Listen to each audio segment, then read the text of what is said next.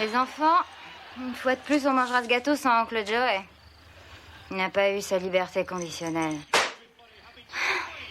Ça lui ferait plaisir si vous lui envoyiez tous un petit mot gentil. À tonton Joey, le taulard? Mais c'est ton frère, maman. Ouais, je dois dire que c'est pas tous les jours facile à assumer d'avoir un oncle en prison. Tout le monde fait des erreurs dans la vie, mes enfants.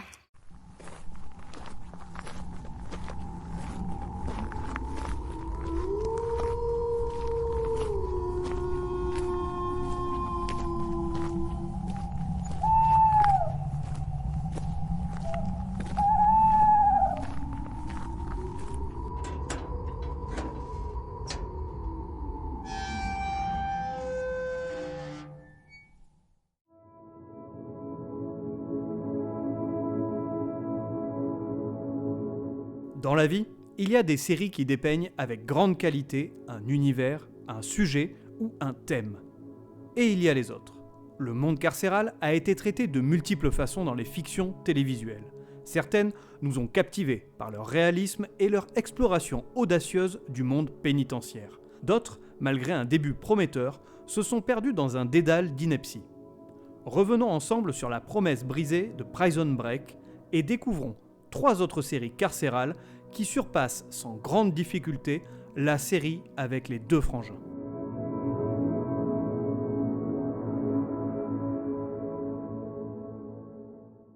La prison. Voilà un sujet aussi vaste qu'épineux qui a souvent eu sa place dans les œuvres fictionnelles. Ce thème est un parfait terrain de jeu pour tout scénariste qui souhaite explorer les recoins les plus sombres de la condition humaine. En effet, la prison, par définition un lieu clos et souvent oppressant, permet une exploration en profondeur des relations humaines. Et il ne s'agit pas que d'une simple allusion à cette fameuse savonnette, si tu vois ce que je veux dire. Pourquoi il me tutoie à chaque fois, ce con? On n'a pas gardé les chèvres ensemble, que je sache? Derrière cet établissement renfermant des individus allant de la simple canaille au tueur en série, il y a une réelle analogie de notre société dans laquelle toutes nos failles et les limites de nos libertés sont mises en lumière. Du pain béni pour les fictions qui y voient alors un parfait terrain de jeu pour raconter des histoires. Bien souvent, c'est sous l'angle sombre et cruel de la prison qu'elles font vivre leurs récits. Le quotidien carcéral est montré sans filtre, dans toute sa brutalité. Des films comme Les Poings contre les murs, Midnight Express ou encore Bronson décrivent, chacun à leur façon, des environnements toxiques, malsains, où la violence et la loi du plus fort règnent. À votre avis, c'est qui le plus fort, l'hippopotame ou l'éléphant? Dans un sens, ces fictions sont un reflet exacerbé et sans concession de nos sociétés. Elles critiquent et pointent du doigt les défaillances de nos démocraties, tout en évoquant la bestialité que renferme chaque être humain. En quelque sorte, elles sont une mise en abîme de nos défauts et de nos peurs les plus profondes. Ok, donc on voit bien le côté sombre du sujet. Une prison n'est pas une sinécure, ok. Les détenus ne sont pas dans un club de vacances, et tout ne doit pas être rose tous les jours. Pourtant, entre nous, je pense que je préférerais passer 2 semaines en cellule avec Thierry Georges, le désannusseur du 19e arrondissement, plutôt qu'avec Jean-Patrick, le gros bof de Tourcoing venu se dorer la rondelle avec maman au Cap d'Agde. Quoi? Qu'est-ce qu'il vient dire? Loin de se limiter à une vision sombre, le thème de la prison dans les fictions se permet également d'explorer des aspects plus positifs. Et oui, il y a parfois une lueur d'espoir, de quoi faire vibrer nos petits cœurs dans un univers où la cruauté est omniprésente. J'en veux pour preuve le film Les Évadés, qui, malgré l'ambiance oppressante inhérente au lieu, traite de bien belle manière de l'amitié, de la solidarité et de la tolérance. Ce n'est certainement pas le seul film, mais il est le plus bel exemple et celui que je connais le mieux. Laisse-moi te dire quelque chose. L'espoir, c'est dangereux. L'espoir peut rendre un homme fou. Ça sert à rien, O'Toole. Tu devrais te faire à cette idée. Les séries télévisées ne sont pas en reste. Je pense notamment à Orange is the New Black. Malgré son trop grand nombre de saisons et la lassitude qui s'est installée au fil des années, la série est intéressante et mérite d'y jeter un œil. Au moins pour les premières saisons. Elle a su transcender les clichés et explorer assez habilement la diversité de ces femmes incarcérées. La série est un véritable cocktail narratif qui mêle humour et drame sur fond de sujets sociétaux. Comme tu peux le voir, les fictions autour de l'univers carcéral ne manquent pas. Ce lieu n'est pas qu'un simple décor, il raconte une histoire et il est un véritable miroir de nos sociétés. Un miroir qui reflète les aspects les plus sombres et donc parfois nous réserve de belles choses. Il y a tout de même des choses magnifiques qui valent la peine d'être sauvées. De belles choses. L'amour? Oui, l'amour, oui, c'est ça, c'est un très bon exemple. Oui, l'amour mérite d'être sauvé. Je vais m'arrêter là sur ce sujet aussi intéressant que complexe.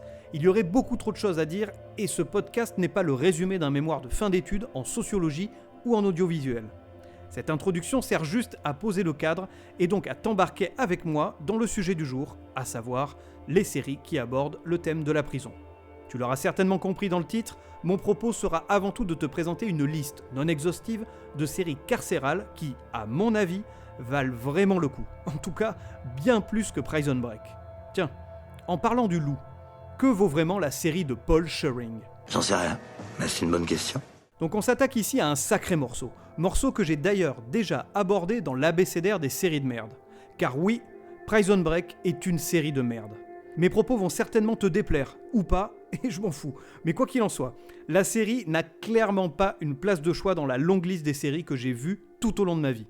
Et Dieu sait que ma vie est longue, quasi aussi longue que le plus grand pénis enregistré à ce jour chez un érismature orné. Je te laisse faire tes recherches pour calculer et donc trouver mon âge.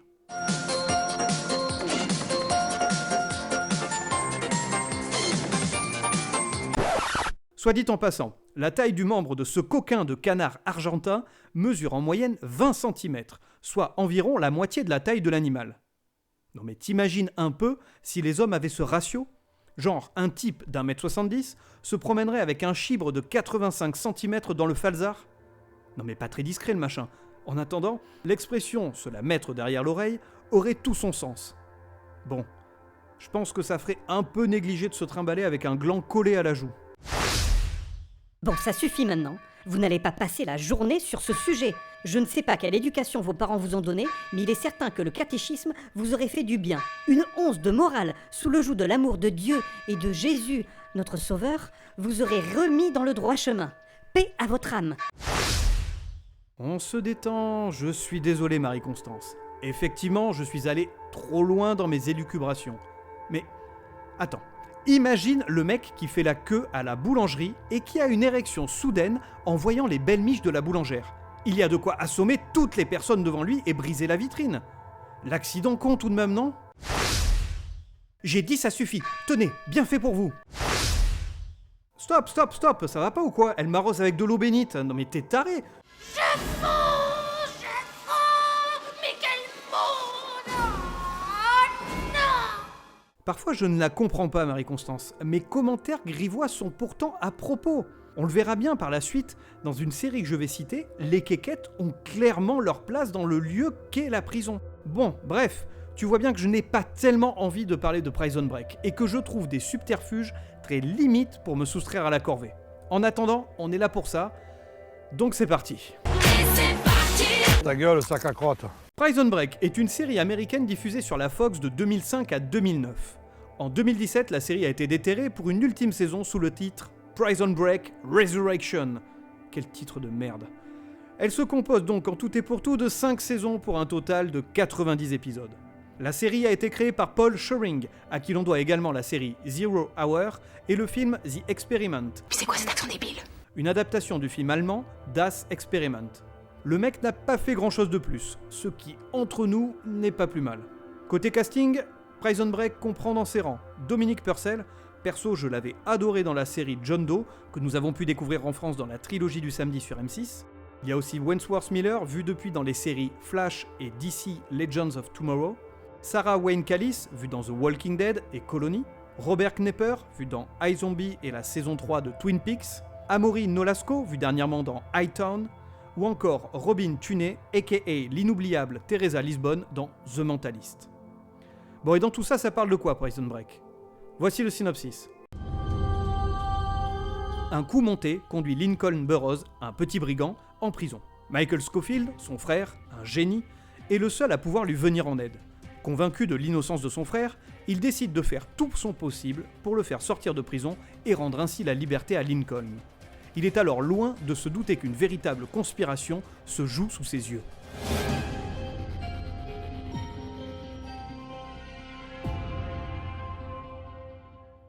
Donc on va poser la question directe. Pourquoi Prison Break est une série de merde ? Je sais qu'en qualifiant Prison Break de mauvaise série, je m'attire les foudres des fans ultimes de celle-ci.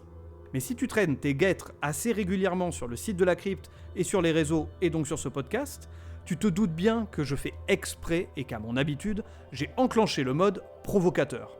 Ouais, je suis ce qu'on appelle un trublion, un coquin, un agitateur. Je suis un agitateur, un provocateur, On s'en branle, Marcel. Ce qui est frappant en regardant cette série, c'est la faculté qu'elle a eue de gâcher son concept de départ. En effet, elle a commencé avec une bonne idée, un concept fort et intéressant. Malheureusement, ça n'a pas duré. Elle s'est progressivement égarée dans un labyrinthe narratif totalement absurde. Entre évasions répétées, personnages revenus comme par magie d'entre les morts et autres inepties scénaristiques, elle a perdu de son éclat initial. Mais que s'est-il réellement passé ? Pourquoi Prison Break est devenue une farce ? C'est une excellente question. Lors de son lancement, la série avait tout pour devenir une grande. Les premiers trailers laissaient entrevoir une série alléchante.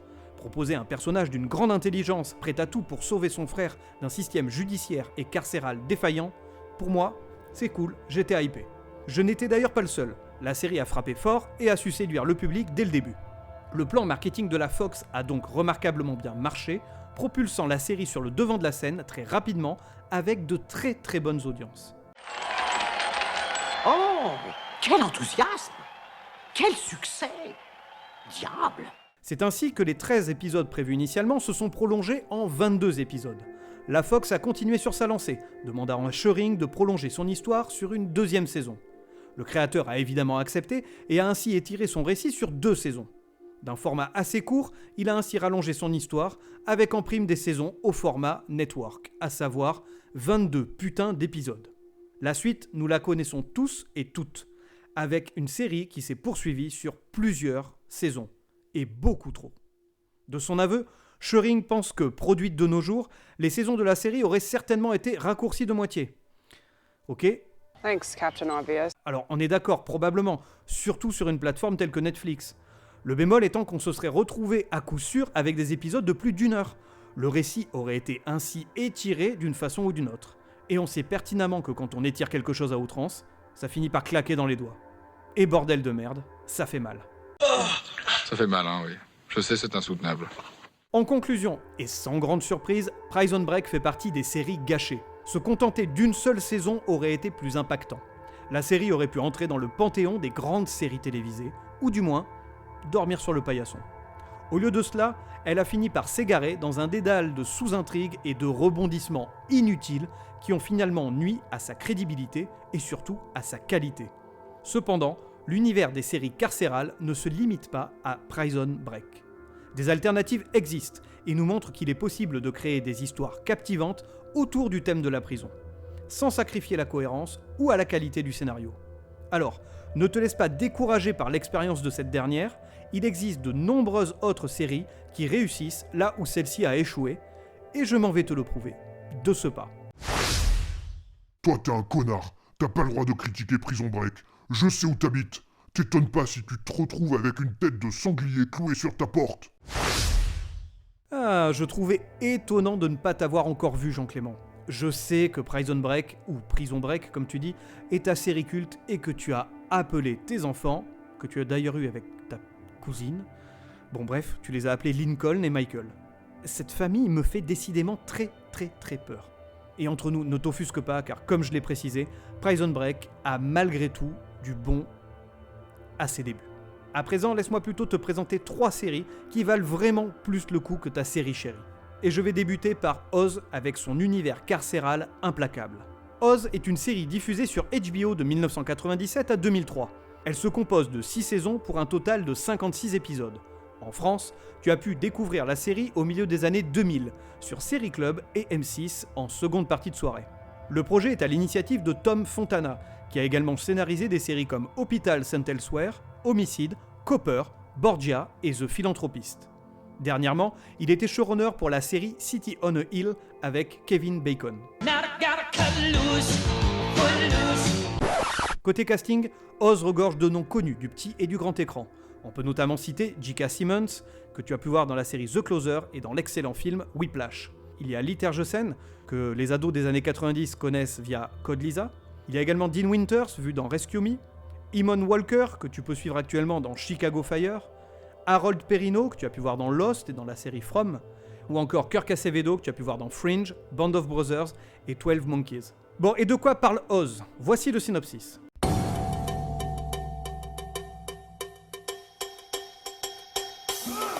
À l'intérieur d'Oswald, prison de haute sécurité, a été aménagé un quartier expérimental nommé Emerald City.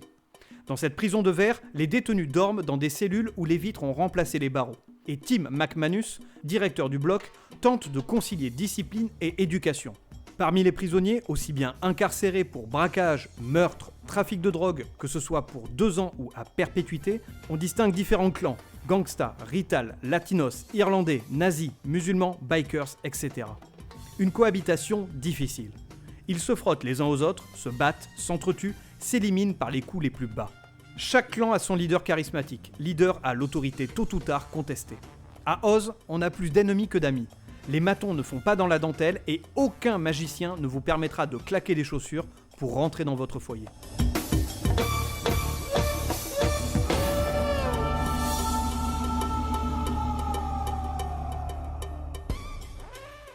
Et bien avec tout ça, j'ai envie de te dire bienvenue à Oz, le show où les prisons sont aussi accueillantes qu'une soirée en tête-à-tête avec la crampe. Tu sais, ce sympathique personnage vêtu des pieds à la tête de cuir. Cuir moustache, cuir moustache, cuir moustache. Ça va, on a compris. Oz est une série frontale. Ici, elle met de côté les évasions absurdes pour te plonger dans une réalité crue et sans fioriture. Elle expose de manière brutale un système carcéral dépassé, injuste et parfois corrompu. Elle est une réelle immersion dans les tréfonds de la nature humaine, en pointant du doigt les failles de chacun. Ici, aucun homme n'est totalement bon, et cela se matérialise par la volonté de chacun de survivre. En effet, pour rester en vie dans cet univers impitoyable, Dallas, tu peux aller te rhabiller, il faut parfois devenir le chasseur. Ainsi, les retournements de situation sont monnaie courante. Dans ce huis clos, les personnages ne voient jamais le jour, l'étouffement devient tel que tout ne peut être qu'amplifié. Tom Fontana, producteur et scénariste de la série, ne recule devant rien et nous déroute constamment, que ce soit par les intrigues ou par une violence omniprésente. Même si les agressions, les humiliations, la haine et la soif de pouvoir s'accumulent d'épisode en épisode, on s'attache étrangement à ces personnages charismatiques, parfois même au pire d'entre eux. De tous les hobbits curieux, Peregrine Took, vous êtes le pire. Enfin, l'un des points forts de la série est son narrateur. Ici, le détenu Augustus Hill, interprété par Harold Perrineau.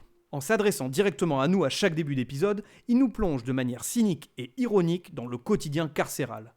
D'une certaine manière, il brise le 4e mur et nous permet d'entrer dans l'horreur de cette prison. Cette critique ne se veut pas exhaustive tant il y aurait de choses à dire sur la série. Je veux simplement te donner envie de la découvrir et j'espère que je l'ai fait. Oz est vraiment une pépite à voir absolument. Elle fait partie de l'âge d'or des séries de HBO et des séries cultes proposées par la chaîne, à l'instar d'un Six Feet Under, The Wire ou évidemment Les Sopranos. Ah, et avant de partir, j'allais oublier, quand je parlais de kilomètres de quéquettes, c'est dans Oz que tu les trouveras. Oh, chouette! Passons à la 2e série. Il s'agit de Escape at Dannemora, ou quand la réalité dépasse la fiction. Escape at Dannemora est une mini-série de 7 épisodes diffusée sur Showtime en 2018. En France, on peut remercier Canal+ de nous avoir permis de la découvrir. La série a été créée par Brett Johnson et Michael Tolkien, 2 scénaristes qui ont pu officier sur des projets comme Mad Men, Ray Donovan et Candy. Au pays de Candy. Mais non, pas cette Candy-là, sois pas stupide. Ouais, je m'excuse. Excuse-toi mieux que ça. Pardon, je te prie de m'excuser. Pardon, mon doux Seigneur. Pardon, mon doux Seigneur. Fait notable, la série est produite et réalisée par Ben Stiller et repose sur un casting 5 étoiles avec Benicio del Toro, Paul Dano et Patricia Arquette. Voilà de très très beaux noms, surtout Miss Arquette, que j'adore depuis le jour où je l'ai découverte dans Lost Highway de l'excellent David Lynch. Est-ce que cet imbécile serait amoureux ? Alors, de quoi parle Escape at Dannemora ? Bon, tout d'abord, il faut savoir que c'est une série qui est tirée d'une histoire vraie, qui s'est déroulée aux États-Unis en 2015. Mais voici son synopsis. So you're a 51-year-old woman who's been with the same man for 21 years? Did you have sex with these 2 inmates? No. Tylee Mitchell, une employée de la prison de Clinton, s'entiche de 2 détenus, Richard Matt et David Sweet. Ces derniers y voient l'occasion de se servir d'elle pour s'évader. So you want to be part of my dream? I want to be a part of your dream. Alors le scénario ne paie pas de mine comme ça. Pourtant, Escape at Dannemora est une véritable pépite sérielle à mettre entre toutes les mains. Tout d'abord, sa principale qualité réside dans le simple fait qu'il s'agit d'une histoire vraie. De ce point de vue-là, elle rend inévitablement Prison Break aussi crédible que la philanthropie de Donald Trump. La série ancre le public dans le réel, dans les méandres d'une évasion authentique. Contrairement à Prison Break, la série évite de tomber dans le piège de la surenchère et dans une évasion quelque peu rocambolesque. Ici, elle ne prend pas les téléspectateurs pour des cons avec des personnages irréalistes comme le Michael Scofield et son intelligence surdéveloppée qui s'est tatoué le plan de la prison jusqu'à la rondelle. On met de côté le grand guignolesque pour nous donner à voir quelque chose de plus réaliste avec une femme équilibrée. Non, en fait, elle l'était pas vraiment. T'es complètement folle, ma pauvre fille! Quoi qu'il en soit, Escape at Dannemora n'est pas une escalade constante du toujours plus. Elle relate une histoire, un moment où certainement tout a échappé à cette femme perdue. Sa faiblesse, ou son machiavélisme pour d'autres, semble authentique. On est quasiment dans du documentaire. Cela est d'ailleurs accentué par le casting. La série brille par l'excellence de ses interprètes. Chaque acteur et actrice donne vie de manière remarquable à ses personnages, insufflant une profondeur et une crédibilité remarquable à l'ensemble de l'intrigue. Enfin, la brièveté de l'histoire est un autre point fort. En évitant de s'égarer dans des sous-intrigues superflues, la série maintient une tension constante, éliminant tout besoin de recourir à des artifices pour captiver l'audience. Tu l'auras compris, Escape at Dannemora vaut vraiment le détour. Une série qui, sans artifice, parvient à captiver le spectateur bien mieux que Prison Break n'a su le faire en 5 putains de saisons. Passons à la 3e série, Le Prisonnier, ou La Quête de la Liberté. Le Prisonnier est une série anglaise produite en 1967. Elle se compose d'une seule saison de 17 épisodes. Derrière la série et devant la caméra, on retrouve l'excellent Patrick McGoohan. De quoi parle la série ?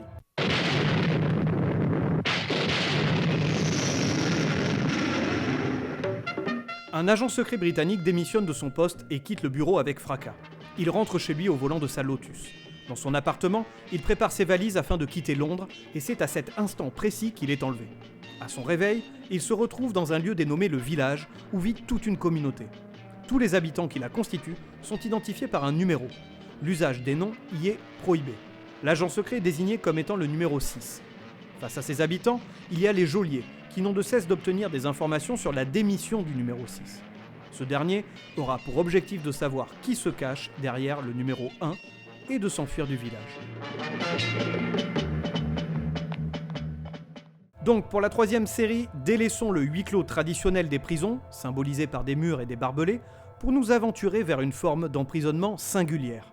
C'est la série culte des années 60, Le Prisonnier, qui nous convie dans un univers plus ouvert, d'un point de vue topographique, dans lequel elle observe la question de l'incarcération avec une perspective plus sociologique et plus philosophique. Quel ennui, mais quel ennui!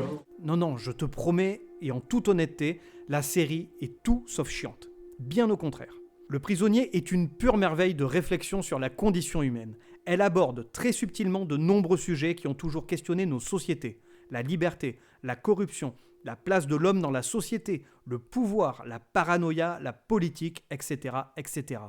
Des thèmes qui résonnent encore de nos jours, et notamment lorsqu'elle se penche sur des questions autour de la manipulation des masses et de la surveillance étatique.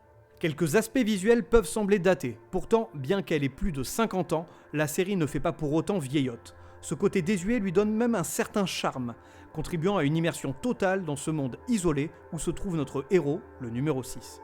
Depuis, de nombreuses séries ont été influencées par Le Prisonnier et ont tenté de s'inspirer de sa formule, mais aucune n'a su reproduire l'impact intellectuel et émotionnel qu'elle offre. On peut citer Lost, Meadowlands, Persons Unknown, Wayward Pines ou encore Twin Peaks. Bon, je l'avoue, les avis peuvent diverger sur le sujet. Certaines ont sans aucun doute mieux réussi que d'autres. Mais ce n'est pas aujourd'hui que je vais me défouler sur Lost. Oh, je suis déçu. Vous m'aviez promis. En conclusion, Le Prisonnier transcende les limites du temps pour s'ériger en une œuvre incontournable. Son exploration subtile des thèmes susmentionnés la propulse bien au-delà des conventions de son époque. Comparé à Prison Break, Le Prisonnier se distingue par son audace narrative, sa vision avant-gardiste et sa capacité à poser des questions existentielles sans compromis. Visionnaire, intemporelle et captivante, Le Prisonnier est bien plus qu'une série classique.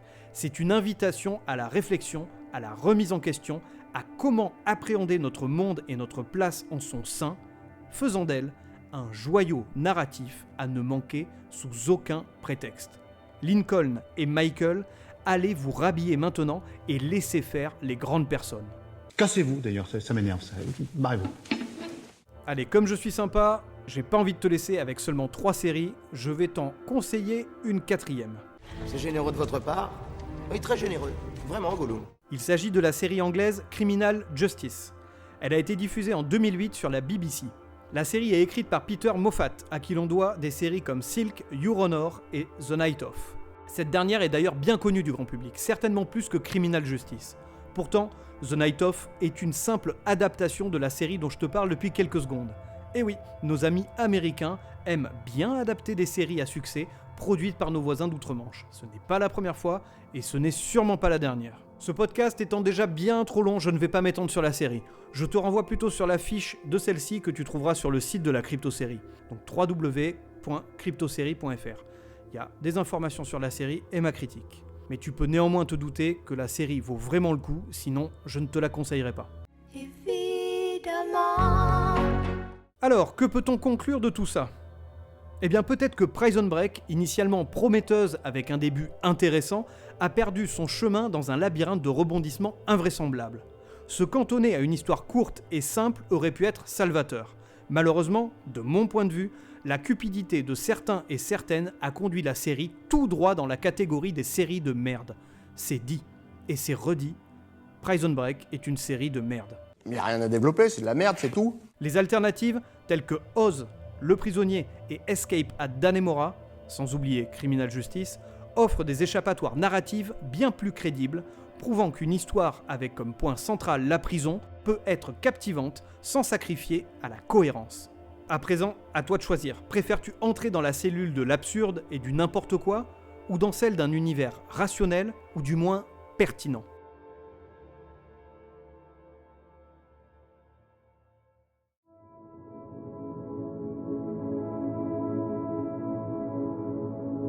Cet épisode sur l'univers des séries carcérales s'achève ici. Que penses-tu de mon affirmation sur Prison Break ? Et connaissais-tu les séries que je t'ai proposées comme alternatives ? Viens me donner ton opinion et partager d'autres séries carcérales que tu affectionnes particulièrement sur le site de la Crypto-Série dans la partie commentaires ou sur les réseaux sociaux Instagram, TikTok, Facebook, X et Thread.